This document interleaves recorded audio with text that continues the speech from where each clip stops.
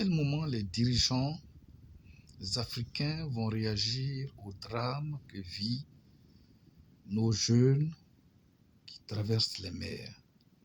À quel moment les organisations sous-régionales, les organisations régionales, telles l'ONU, telles la SADC, telles la CEMAC, telles la CEDEAO, vont réagir au drame qui frappe l'Afrique par la traversée des jeunes, par la traversée des braves valides qui meurent en mer, sachant tous que le plus grand cimetière du monde, c'est la mer Méditerranée. Et aucune réaction, je dis bien aucune réaction, venant de ces organisations que je viens de citer, aucune réaction, ne serait-ce qu'un seul jour, de nos dirigeants africains. Ont-ils peur de leur maître?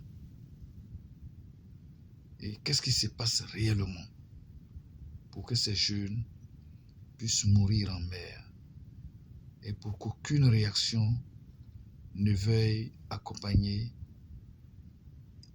la situation qui est la leur? Vraiment, je m'interroge. Vraiment, je m'interroge.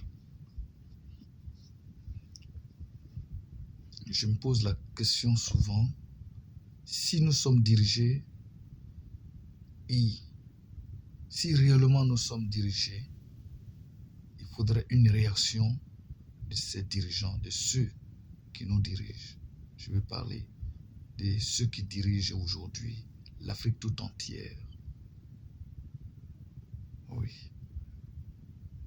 Nous avons tous mal au cœur lorsque nous voyons chaque jour qui passe, des jeunes qui meurent en mer en voulant chercher le bonheur ailleurs. L'Eldorado. On ne peut pas leur interdire d'aller où ils veulent, d'aller chercher le meilleur. Mais les politiques, les personnes que nous gouvernons aujourd'hui ne leur permettent pas de rester sur leur sol, de rester chez eux. C'est mon coup de gueule de ce jour. Je demande solennellement que nos dirigeants réagissent un jour. L'Europe, malgré tout, veut installer des barrières afin que personne ne rentre sur leur territoire. Et ce serait peine perdue. Parce que quand on veut, du moment qu'on souffre, on n'a vraiment plus le choix.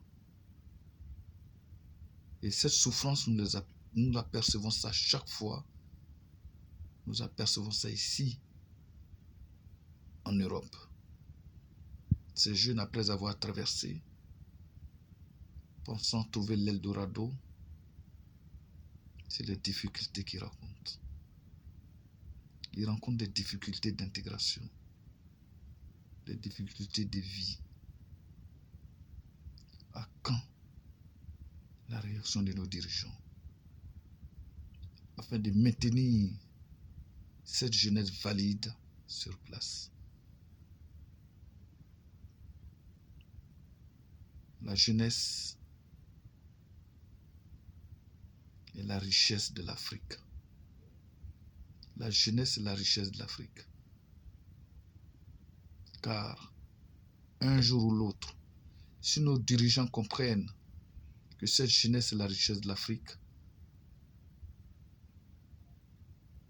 je crois que l'Europe aussi aura compris qu'un jour, elle pourra réellement avoir des échanges cordiaux avec l'Afrique.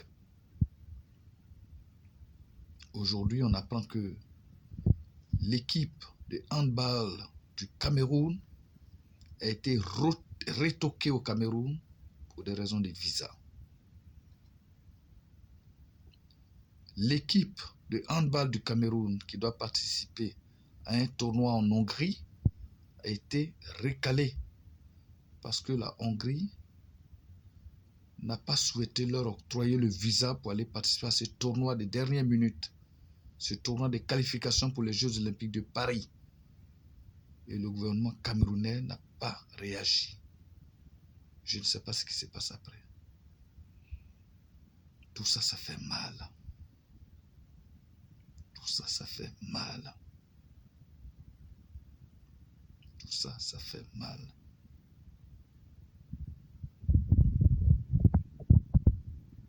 Je demande une réaction de toutes les confédérations africaines, de toutes les fédérations olympiques africaines, afin de boycotter les Jeux olympiques. Tant qu'une équipe africaine n'a pas reçu son visa pour participer à des tournois de qualification, que les équipes africaines arrêtent de participer aux championnats olympiques organisés ici en France. Merci pour ce soir, c'est mon coup de gueule.